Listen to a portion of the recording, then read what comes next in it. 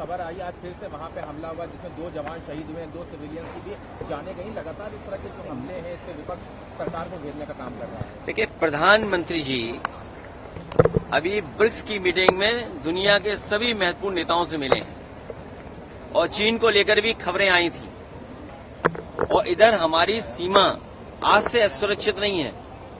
जब से बीजेपी की सरकार आई और असुरक्षित हो गई है।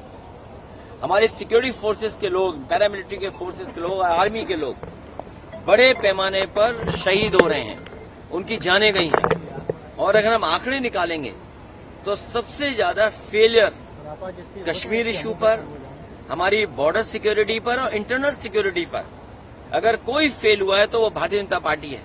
भारतीय जनता पार्टी की सरकार इंटरनल सिक्योरिटी में फेल है, हमारी बॉर्डर सिक्योरिटी में फेल है, हमारे जो संबंध दुनिया में देशों से होते हैं उसमें फेल हुई है सरकार हमारी। तो ये फेल सरकार को हटाने से ही हमारी सीमाएं सुरक्षित होंगी, तभी हमारे जवानों की जान बचेगी, जब ये सरकार देश से हटेगी। तमिलनाडु के मुख्यमंत्री का कहना है कि वहाँ पे हिंदी थोपा जा रहा है, कुछ लोग का प्रयास है कि वहाँ हिंदी थोपने का, और वो इसका विरोध कर रहे हैं। देखिए, आज हिंदी, अंग्रेजी या भारतीय भाषाओं की बहस की जरूरत नहीं है। भारतीय भाषाएं और भारतीय भाषाएं आगे बढ़े, उनका सम्मान हो, उनका संवर्धन हो, उसके पक्ष में हमेशा समाजवादी रहे। भारतीय भाषाएं जो भी हैं उनका संवर्धन हो, उनको और आगे बढ़ने का मौका मिले, उन भाषाओं का सम्मान हो, उसके पक्ष में हमेशा समाजवादी लोग रहे।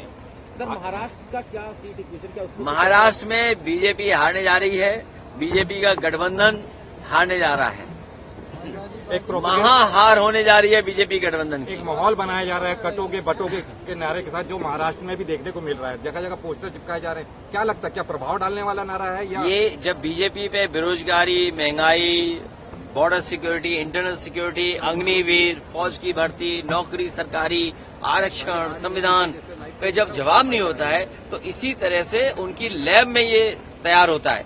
और देखिए, उनकी जो लैब है, अब वो जानकारी हम लोगों को करनी पड़ेगी वो लैब कहाँ पर है।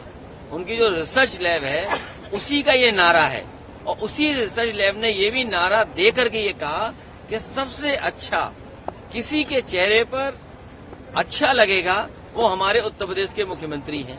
तो सोचिए, रिसर्च कर करके वो नारा बनाया गया किसी लैब में। उन्होंने ये भी बताया कि सबसे अच्छा किसके माध्यम से जाएगा, वो नेता भी उन्होंने ढूंढ करके नाम बता दिया, वो हमारे मुख्यमंत्री निकले उत्तर प्रदेश के, उन्हीं से कहलवाया गया है। इसलिए इस चुनाव में पीडीए की रणनीति बीजेपी के कोई भी खराब नारे का मुकाबला करेगी।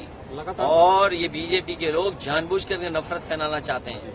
बहराइच में हम लोगों ने देखा कि किस तरीके से हिंदू मुसलमान ये करना चाहते थे, लेकिन उसकी वहां पर घटना जरूर हुई, जाने गई और नुकसान हुआ। ये सब भारतीय जनता पार्टी ने किया। और देखिए, भारतीय जनता पार्टी किस स्थिति पे पहुंच गई है कि उन्हें अपने ही कार्यकर्ता पे एफआईआर लिखानी पड़ रही है। अभी तो एफआईआर लिखाई है, अभी आप देखना कुछ दिनों बाद ये सरकार चलेगी, कभी बंटवारे को लेकर के, कभी लूट को लेकर के, कभी पद को लेकर के। जो लखीमपुर में हुआ था कि बीजेपी के विधायक को छापड़ पड़ गया, वैसा ही होने जा रहा है उत्तर प्रदेश में। आप देखते रहिएगा। भाजपा विकास के